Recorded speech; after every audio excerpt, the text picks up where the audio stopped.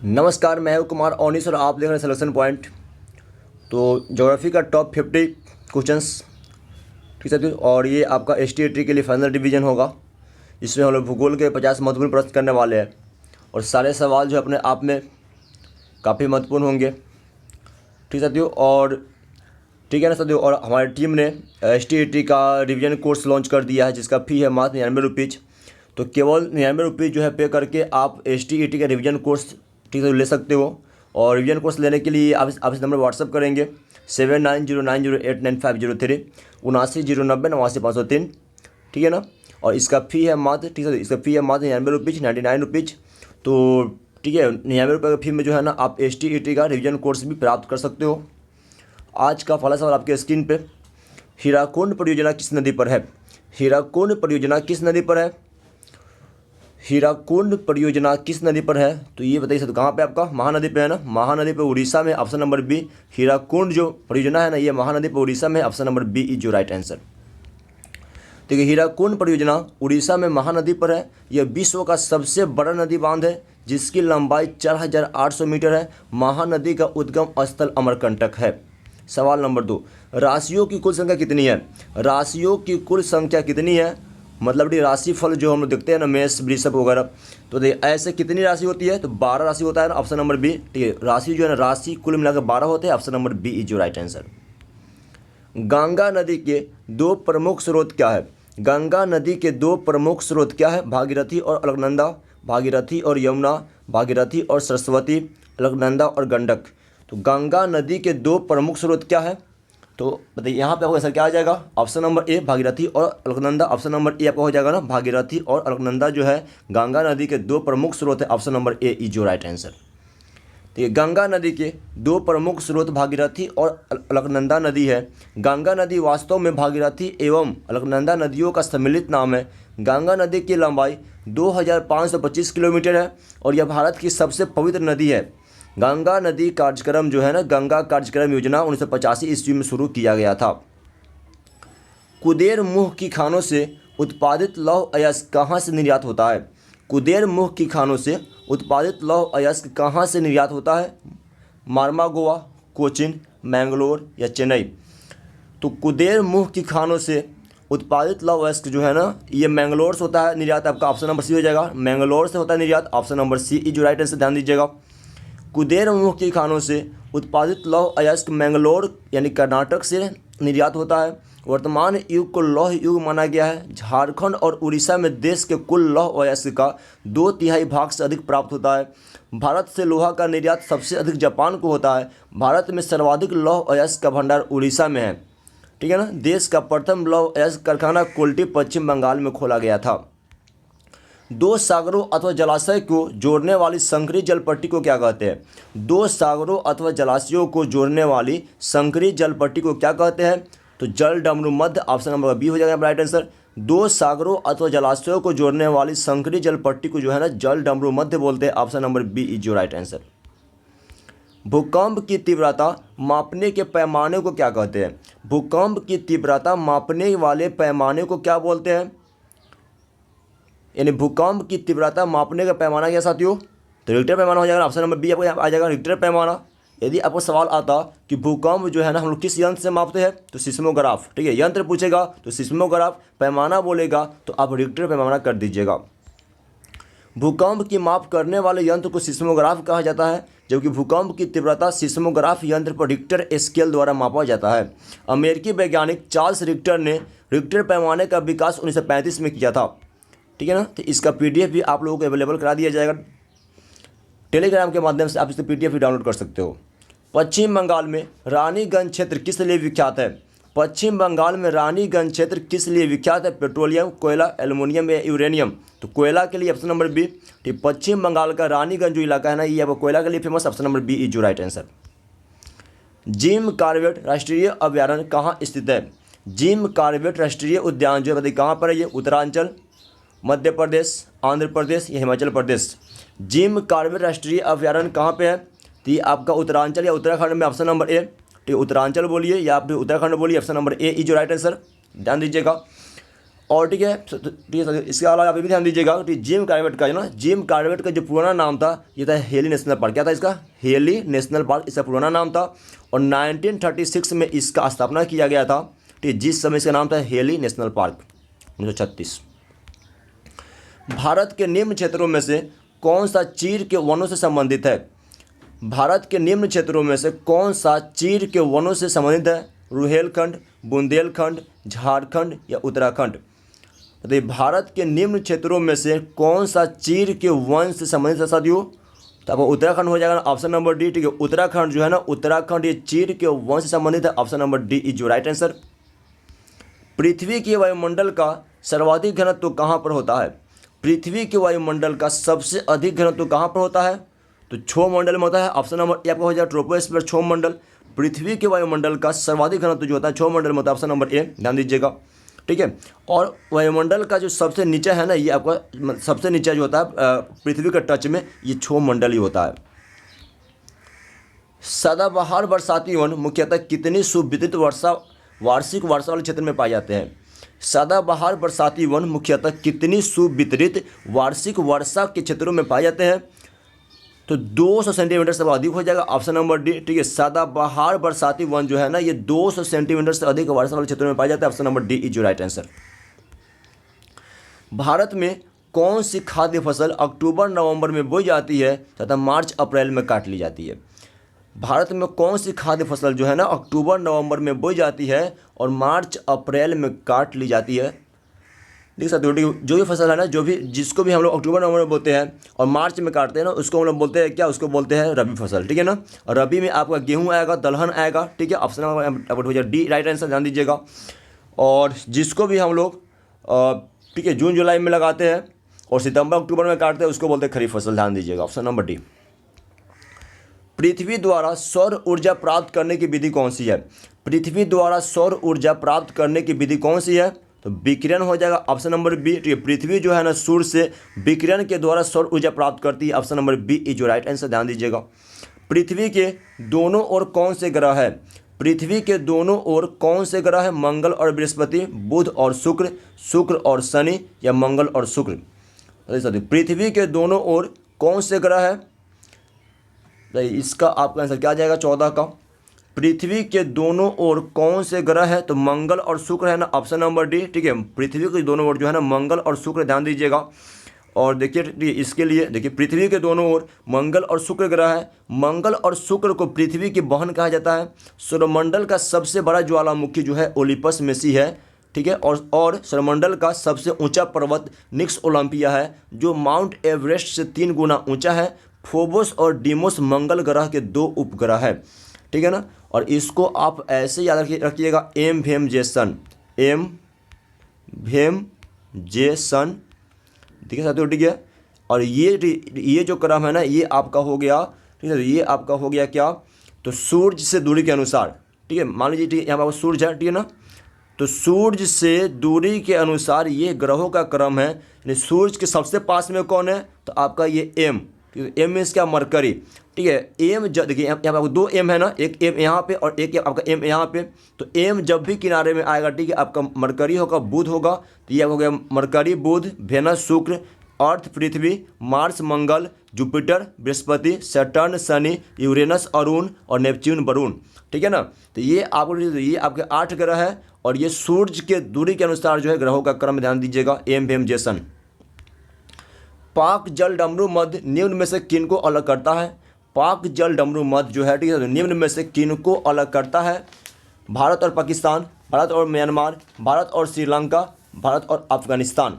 पाक जल डमरू मध्य किससे अलग करता है? तो भारत और श्रीलंका को। ऑप्शन नंबर सी, भारत और श्रीलंका को अलग करता है पाक जल डमरू मध्य, ध्यान दीजिएगा। भारत में उष्णकटिबंधीय सदाबहार वन कहाँ पाए जाते हैं? भारत में उष्णकटिबंधीय सदाबहार वन कहाँ पाए जाते हैं? तो केरल में। Option number A. और केरला की राजधानी कहाँ पे है? तो तिरुवनंतपुरम। भारत में निम्नलिखित में से वह कौन सा वन्य जीव अभयारण्य है जहाँ गैंडों के संरक्षण की परियोजना चल रही है? भारत में निम्नलिखित में से वह कौन सा वन्य जीव अभयारण्य है जहाँ गैंडों के संरक्षण की परियोजनाएं चल रही है? तो ये आपका है काजीरंगा। ऑप्शन नंबर सी हो जाएगा, जो कि असम में है। तो काजीरंगा जो है ना असम का ठीक है। ये यहाँ पे जो है ना, यहाँ पे एक सींग वाला ये गैंडा के लिए फेमस भी है काजीरंगा अभ्यारण्य, है कि नहीं। तो अब असम में है और यहाँ पे गैंडों के संरक्षण के लिए परियोजनाएं चल रही है। अब आपका ऑप्शन नंबर सी हो जाएगा राइट आंसर, ध्यान दीजिएगा। इसके अलावा बांदीपुर जो आपका है ना अभ्यारण्य, ये कर्नाटक में है, बांदीपुर कर्नाटक, पेरियार केरल में है और गिर जो है ना ये गुजरात में है। तो गिर गुजरात, बांदीपुर कर्नाटक, पेरियार केरल और काजीरंगा आपका असम है, जो कि आपको एक सिंग वाले गैंडा के लिए फेमस है। चक्रवात निम्नलिखित में से किस कारण से आता है? चक्रवात निम्न में से किस कारण से आता है? निम्न दाब, उच्च दाब, निम्न तापमान या उच्च घनत्व।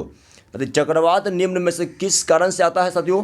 तो निम्न दाब हो जाएगा ना, ऑप्शन नंबर ए। निम्न दबाव का जब क्षेत्र बनता है ना तब चक्रवात आता है, ऑप्शन नंबर आपका ए आ जाएगा राइट आंसर। ठीक है, चक्रवात का मुख्य कारण निम्न दाब है। पृथ्वी जब गर्म होती है तो ठंडी हवा भी गर्म होकर ऊपर उठती है। ऐसी स्थिति में निम्न दाब का क्षेत्र बन जाता है। खाली जगह को भरने के लिए तेजी से पवन आती है, जिसे चक्रवात कहते हैं।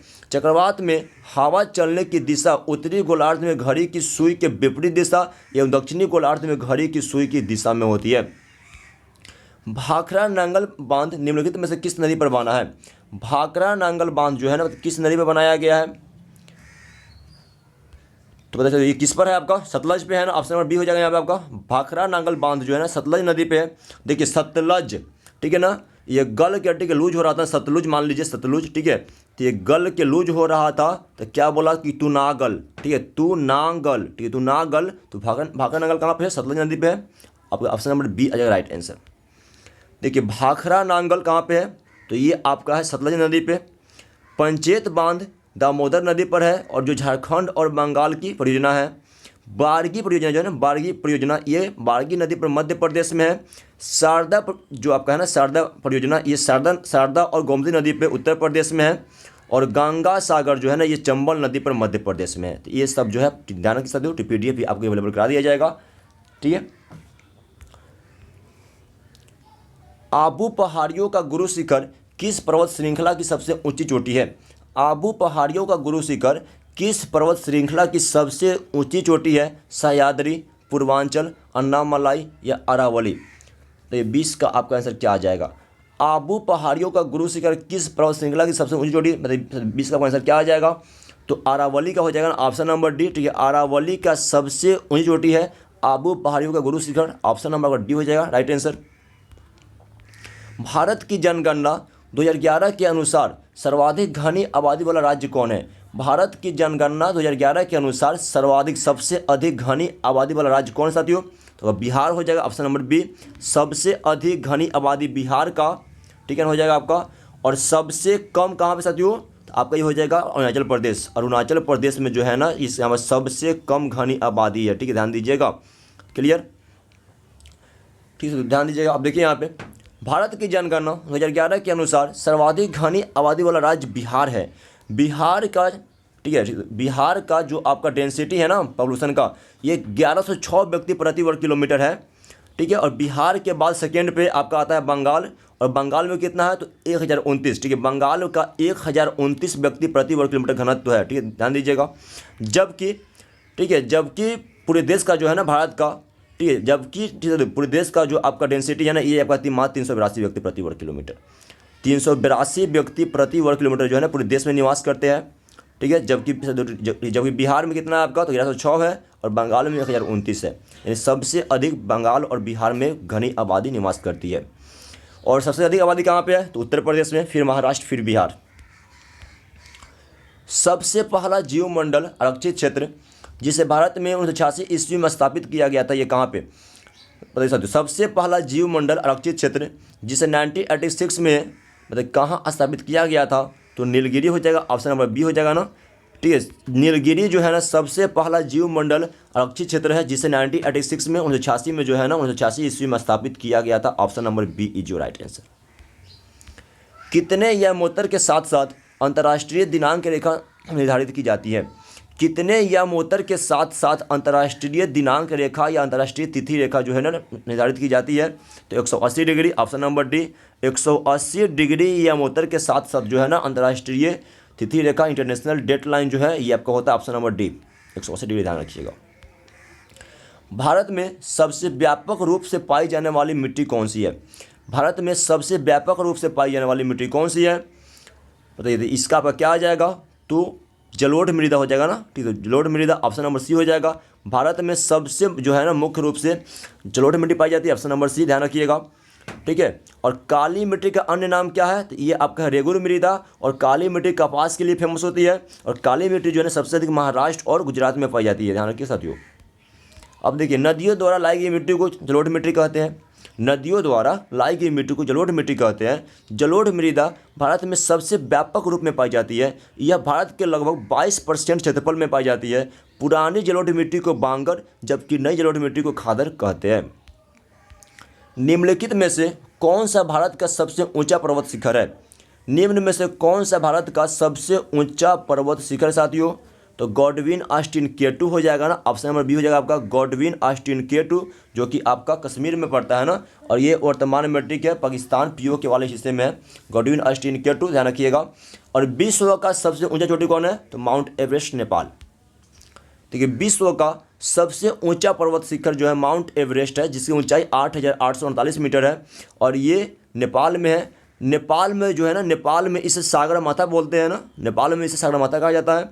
जबकि भारत का सबसे ऊंचा पर्वत शिखर जो है ना गॉडविन ऑस्टिन K2 है, जिसकी ऊंचाई 8,611 मीटर है, और ये विश्व का दूसरा सबसे ऊंचा शिखर है। स्थानीय लोग इसे चेगोरी कहते हैं। क्या बोलते हैं? चेगोरी बोलते हैं। किसको? गॉडविन ऑस्टिन को बोलते हैं चेगोरी, स्थानीय लोग, ध्यान रखिएगा। निम्नलिखित में से वह लाइन या रेखा कौन सी है जो भारत की अंतर्राष्ट्रीय सीमा के किसी भी भाग को सीमांकित नहीं करती? निम्नलिखित में से वह लाइन या रेखा कौन सी है जो भारत की अंतर्राष्ट्रीय सीमा को किसी भी भाग को सीमांकित नहीं करती? तो Sir Creek line, option number C, Sir Creek line हो जाएगा आपका, ठीक है। और रेड क्लिफ रेखा ये भारत और पाकिस्तान के बीच में है। Radcliffe Bharat Pakistan. McMahon रेखा जो है ना ये इंडिया और चीन के बीच में है। और डुरंड जो है ये पाकिस्तान और अफगानिस्तान के बीच में है। तांबा अयस्कों के लिए विख्यात क्षेत्र खेतरी निम्नलिखित में से किस राज्य में है? तांबा अयस्कों के लिए विख्यात क्षेत्र खेतरी जो है ना निम्न में से किस राज्य में साथियों आपका? ठीक है, तो पता खेतरी कहाँ पे आपका? तो ये राजस्थान में, ऑप्शन नंबर सी। खेतरी कहाँ पे? तो खेतरी जो है ना तांबा के लिए फेमस, और ये आपका राजस्थान में, ध्यान दीजिएगा, ऑप्शन नंबर सी। विश्व में सबसे बड़ा डेल्टा कौन है? विश्व में सबसे बड़ा या सबसे विशाल डेल्टा कौन है? तो ये आपका है Ganga Brahmaputra delta, option number A आपका ए हो जाएगा ना, गंगा ब्रह्मपुत्र डेल्टा, जिसको हम लोग बोलते हैं सुंदरवन डेल्टा। भारत में ग्रीष्मकालीन मानसून से निम्नलिखित में से कहाँ वर्षा होती है? भारत में ग्रीष्मकालीन मानसून से निम्न में से कहाँ पर वर्षा होती है साथियों? 29 का आपका आंसर क्या आ जाएगा? भारत में ग्रीष्मकालीन मानसून से जो है ना कहाँ पे वर्षा होती है? तो पश्चिमी तट पर, ऑप्शन नंबर बी हो जाएगा आपका, पश्चिमी तट पर होता है ना, ऑप्शन नंबर बी। डांडिया किस राज्य का लोकप्रिय नृत्य है? डांडिया किस राज्य का लोकप्रिय नृत्य है? महाराष्ट्र, मध्य प्रदेश, गुजरात या राजस्थान? तो डांडिया जो कहाँ का फेमस डांस है ये? तो डांडिया गुजरात का, ऑप्शन नंबर सी हो जाएगा ना। डांडिया जो है, डांडिया ये गुजरात का फेमस लोक नृत्य है, ध्यान दीजिएगा साथियों, ठीक है। इसके अलावा छऊ, सरहुल, सोहराई, डांगा जो है ना ये आपका झारखंड का लोक नृत्य है। छऊ, सरहुल, सोहराई और डांगा झारखंड। गुजरात का आपका गरबा भी है, डांडिया भी है और रसलीला भी है, ठीक है। गुजरात में गरबा, डांडिया, रसलीला, ठीक है ना साथियों। और घूमर जो है ना, घूमर ये आपका राजस्थान का है। घूमर, घापाल और फुंदी, घूमर, घापाल, फुंदी, गौनगौर, ये जो है ना राजस्थान का डांस है, ध्यान दीजिएगा। महाराष्ट्र में लावनी है, लावनी, ललिता, तमाशा, मौनी, ये महाराष्ट्र का है, क्लियर। रंगोली भी महाराष्ट्र का है, ध्यान दीजिएगा आप। तो इन सारे पॉइंट को जरूर याद रखिएगा, इंपॉर्टेंट पॉइंट है। निम्नलिखित में से किस राज्य में वन क्षेत्र का प्रतिशत सबसे अधिक है? निम्नलिखित में से किस राज्य के वन क्षेत्र का परसेंटेज अनुपात में सबसे अधिक है साथियों? तो कहाँ पे आपका अनुपात में सबसे अधिक है? तो मिजोरम में, ऑप्शन नंबर सी, ठीक है। मिजोरम में जो है ना जंगल का वन क्षेत्र का जो आपका परसेंटेज है अनुपात में सबसे अधिक है, ऑप्शन नंबर सी इज जो राइट है, ध्यान दीजिएगा। भरतपुर पक्षी अभयारण्य किस राज्य में है? भरतपुर पक्षी अभयारण्य कहाँ पे साथियों? तो ये आपको राजस्थान में, ऑप्शन नंबर डी हो जाएगा ना। भरतपुर पक्षी अभयारण्य जो है ना ये राजस्थान में है, क्लियर, ठीक है। भरतपुर, घाना, ठीक, घाना भी आपका राजस्थान में है। डाम्फा, डाम्फा कहाँ पे? डाम्फा, तो डाम्फा मिजोरम में है। भगवान महावीर उद्यान गोवा में है, ठीक है। प्राम्बीकुलम अभयारण्य केरल में है। और अबोहर, अबोहर अभयारण्य पंजाब में है, ठीक है सर। ये इतना जो है आप ध्यान रखिएगा। अगला सवाल 32-33, विल्ली विल्ली का अभिप्राय क्या है? विल्ली विल्ली का मतलब क्या होता है? ऑस्ट्रेलिया के निकट उष्णकटिबंधीय चक्रवात, भूकंप, अतिउच्च ज्वार या भारत के निकट उष्णकटिबंधीय चक्रवात। तो बिल्ली बिल्ली क्या है? तो ये ऑस्ट्रेलिया के निकट उष्णकटिबंधीय चक्रवात है ना, ऑप्शन नंबर ए हो जाएगा। ठीक है, ऑस्ट्रेलिया के निकट आने वाले उष्णकटिबंधीय चक्रवात को बोलते हैं बिल्ली बिल्ली, ध्यान दीजिएगा। ठीक है ना साथियों, यहाँ पे हो जाएगा ऑप्शन नंबर ए जो राइट आंसर। ठीक है, पुर्गा, देखिए पुर्गा क्या है, तो टुंड्रा प्रदेश में जो होता है शीतल हवा ना, उसको बोलते हैं पुर्गा। टुंड्रा प्रदेश में शीतल हवा को बोलते हैं पुर्गा। बरगस क्या है, बरगस, तो दक्षिण अफ्रीका में गर्म हवा को बोलते हैं बरगस। ठीक है ना, तो ये सारे पॉइंट्स भी आप ध्यान में रखिएगा। अगला, अधिकेंद्र शब्द निम्नलिखित में से किससे संबंधित है? अधिकेंद्र शब्द जो है ना, ठीक है, अधिकेंद्र शब्द ये निम्न में से किससे संबंधित है? भूकंप, वलनदार, भ्रंशन या भू अंतरंग। तो देखिए अधिकेंद्र जो है ना ये आपका है, तो ये आपका वर्ड है भूकंप का, ऑप्शन नंबर ए आ जाएगा ना। अधिकेंद्र शब्द जो है ना ये भूकंप से संबंधित है, ऑप्शन नंबर ए क्लियर। धरती के ऊपर जो है ना, धरती के ऊपर पृथ्वी की सतह पर जो है ना भूकंप का महसूस सबसे पहले जहाँ होता है उसको बोलते हैं अधिकेंद्र हम लोग। सुंदरी वृक्ष निम्नलिखित में से किसकी एक विशेष प्रकार की वनस्पति है? सुंदरी वृक्ष निम्न में से किसकी एक विशेष प्रकार की वनस्पति है? ज्वारीय वन, कंटक वन, पर्वत वनस्पति या टैगा वनस्पति। बताइए सुंदरी वन किसका एक विशेष प्रकार की वनस्पति साथियों? तो ज्वारीय वन हो जाएगा ऑप्शन नंबर ए। सुंदरी जो है ना, सुंदरी वृक्ष ये ज्वारीय वन का वनस्पति है, option number A is your right answer. पुरानी जलोढ़ मिट्टी को क्या कहते हैं? पुरानी जलोढ़ मिट्टी को क्या बोलते हैं साथियों? तो खादर, ठीक है, क्या बोलते हैं साथियों? ठीक है, बांगर बोलते हैं ना, ध्यान दीजिएगा, बांगर बोलते हैं, ऑप्शन नंबर बी हो जाएगा आपका। पुरानी जलोढ़ मिट्टी जो होता है ना उसको बोलते हैं बांगर और नए को बोलते हैं खादर। नदियों द्वारा बहा कर लाई गई मिट्टी को बोलते हैं जलोढ़ मिट्टी, क्लियर। और पुराना वाला को बोलते हैं बांगर, नया वालों को बोलते हैं खादर, ध्यान दीजिएगा। ज्वारीय ऊर्जा किस प्रकार का संसाधन है? ज्वारीय ऊर्जा जो है ना ये किस प्रकार का संसाधन है? नवीकरणीय, अजैव, मानवकृत या जैव किस्म का। तो सर ज्वारीय ऊर्जा क्या है आपका? तो ये नवीकरणीय हो जाएगा आपका, ऑप्शन नंबर ए। ठीक है, ज्वारीय ऊर्जा जो है ना नवीकरणीय है, option number A is your right answer. किस राज्य में सीढ़ीनुमा खेती प्रचलित है? किस राज्य में सीढ़ीनुमा खेती प्रचलित है? तो आपका उत्तराखंड में हो जाएगा, ऑप्शन नंबर सी। ठीक है, पहाड़ी इलाकों में होता है ना, ठीक है, पहाड़ी इलाकों में होता है सीढ़ीनुमा खेती, तो यहाँ पर उत्तराखंड आ जाएगा, option number C is your right answer. Chipko आंदोलन से संबंधित व्यक्ति कौन है? चिपको आंदोलन से संबंधित व्यक्ति कौन है साथियों? सुंदरलाल बहुगुणा, मेधा पाटकर, अमर्त्य सेन या हेमवंती नंदन बहुगुणा। तो सुंदरलाल बहुगुणा हो जाएगा, ऑप्शन नंबर ए। ठीक है, सुंदरलाल बहुगुणा जो है ना ये चिपको आंदोलन से संबंधित व्यक्ति, ऑप्शन नंबर यहाँ पे ए आ जाएगा, ध्यान दीजिएगा। चिपको आंदोलन से संबंधित व्यक्ति सुंदरलाल बहुगुणा है। चिपको आंदोलन का संबंध वृक्षों की कटाई रोकने से था। चिपको आंदोलन वर्तमान उत्तराखंड तो उस समय उत्तर प्रदेश में किसानों ने वृक्षों की कटाई का विरोध करने के लिए किया था। इस आंदोलन की शुरुआत 1974 में उत्तर प्रदेश के चमोली जिले से प्रारंभ हुआ था। किस प्रकार की चट्टानों में खनिजों का जमाव परतों में मिलता है? किस प्रकार की चट्टानों में खनिजों का जमाव परतों में मिलता है? आग्नेय, अवसादी, रूपांतरित या इनमें से कोई नहीं। तो साथियों किस प्रकार की चट्टान में जो है ना खनिज का जमाव परतों में मिलता है? तो आपका हो जाएगा अवसादी हो जाएगा, ऑप्शन नंबर बी हो जाएगा आपका अवसादी चट्टान, option number B is your right answer, अवसादी चट्टान। भारत में टेलीफोन की सेवाएं कब आरंभ हुई? भारत में टेलीफोन सेवाएं कब आरंभ हुई थी साथियों? तो 1881 में, यहाँ पे आपको ऑप्शन नंबर बी। ठीक है, 1881 ईस्वी में, ठीक है ना। और इसके अलावा ठीक है भारत में नियमित जनगणना कब शुरू हुआ? नियमित जनगणना तो ये भी आपका 1881 से शुरू हुआ था, नियमित जनगणना प्रत्येक 10 वर्ष पे, ठीक है, लॉर्ड मेयो के काल में, ठीक है ना। और तो यहाँ पे आपका ऑप्शन नंबर बी, ध्यान दीजिएगा। निम्नलिखित में से किस उद्योग के कारखानों की संख्या बिहार में सबसे अधिक है? निम्न में से किस उद्योग के कारखानों की संख्या जो है बिहार में सबसे अधिक है आपका? तो तंबाकू हो जाएगा, ऑप्शन नंबर बी। बिहार में जो है ना सबसे अधिक तंबाकू के कारखाने, option number B is your right answer. अस्तर रंजन विधि में मानचित्र में नीले रंग से, ठीक है, अस्तर रंजन विधि में जो है ना मानचित्र में नीले रंग से मतलब किसको दिखाते हैं? पर्वत, पठार, वन क्षेत्र या जलीय। तो यदि आपको ध्यान होगा, ठीक है ना, तो अस्तर रंजन विधि में जो है ना मानचित्र में बताइए नीला रंग क्या किसके लिए होता है? नीला रंग ये होता है पानी के लिए होता है ना, जल के लिए, ऑप्शन नंबर डी हो जाएगा आपका, जल के लिए होता है नीला रंग, ऑप्शन नंबर डी। कर्क रेखा किस राज्य से होकर नहीं गुजरती है? कर्क रेखा किस राज्य से होकर नहीं गुजरती है? तो ये गुजरात में तो आपका ठीक यहाँ से निकलता है कर्क रेखा, मध्य प्रदेश भी है, झारखंड भी है, ठीक है, महाराष्ट्र में नहीं है, ऑप्शन नंबर बी। ठीक है, कर्क रेखा जो है ना महाराष्ट्र से नहीं गुजरती है, option number B is your right answer. Bharat में कर्क रेखा कैंसर लाइन 8 राज्य गुजरात, राजस्थान, मध्य प्रदेश, छत्तीसगढ़, झारखंड, पश्चिम बंगाल, त्रिपुरा और मिजोरम से होकर गुजरती है। अरावली और विंध्याचल के बीच कौन पठार अवस्थित है? अरावली और विंध्याचल के बीच जो है ना कौन सा पठार है साथी बताइए? कर्नाटक, छोटा नागपुर, मालवा या बुंदेलखंड? अरावली और विंध्याचल के बीच कौन सा पठार है? तो मालवा का हो जाएगा ऑप्शन नंबर सी। मालवा का पठार है ना, ऑप्शन नंबर सी इज जो राइट आंसर। भारत में सबसे अधिक जनसंख्या किस राज्य में मिलती है? यानी सबसे अधिक जनसंख्या वाला राज्य कौन है आपका? तो उत्तर प्रदेश हो जाएगा ऑप्शन नंबर बी। फर्स्ट में उत्तर प्रदेश, सेकेंड में महाराष्ट्र और थर्ड में बिहार। गंडक नदी को किस नाम से जानते हैं? गंडक नदी को जो है ना गंडक नदी को और किस नाम से जानते हैं ना? त्रिशूल, कृष्णा, नारायणी या काली गंडक नदी? गंडक नदी का अन्य नाम क्या है? तो नारायणी हो जाएगा ना, ऑप्शन नंबर सी हो जाएगा नारायणी नदी। गंडक नदी को ये बोलते हैं नारायणी नदी, ऑप्शन नंबर सी इज जो राइट आंसर।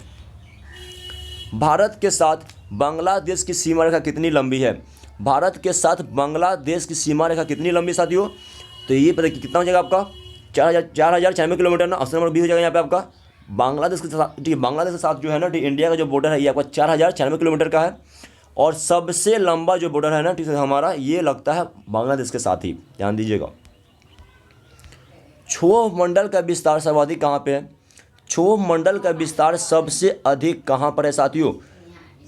बताइए, क्षोभ मंडल का विस्तार जो है ना सबसे अधिक कहाँ पे है? बताइए ये कहाँ पे है आपका? सबसे अधिक कहाँ पे है? तो विषुवत रेखा का सामने है ना, ऑप्शन नंबर बी हो जाएगा ना। क्षोभ मंडल जो है ना इसका विस्तार सबसे अधिक विषुवत रेखा के सामने में है, option number B is right answer, विषुवत रेखा के सामने। और आज का अंतिम सवाल, किसी क्षेत्र में भूमिगत जल स्तर के गिरने का क्या कारण हो सकता है? किसी क्षेत्र में भूमिगत जल स्तर के गिरने का कारण क्या हो सकता है? वहाँ की जनसंख्या में वृद्धि होना, वहाँ नलकूपों से अधिक जल का निष्कासन होना, वृक्षों की अधिक कटाई तथा वर्षा कम होना, इनमें सभी। ठीक है, तो इसका आंसर ठीक है कमेंट बॉक्स में आप दीजिए। क्लियर? ठीक है, ठीक है। और ST के रिलेटेड यदि आप रिवीजन कोर्स ज्वाइन करना चाहें, ठीक है ना, तो साथियों ठीक है आपको इस नंबर व्हाट्सअप करने होंगे 7909089503, ठीक है 89503, ठीक है ना, 7909089503 7909099503। ठीक है, तो फी है मात्र ठीक है आपका 99 रुपीज़ का। ठीक है, बस इतना ही आज के लिए। Please like the video, please subscribe the channel. जय हिंद, जय भारत, वंदे मातरम।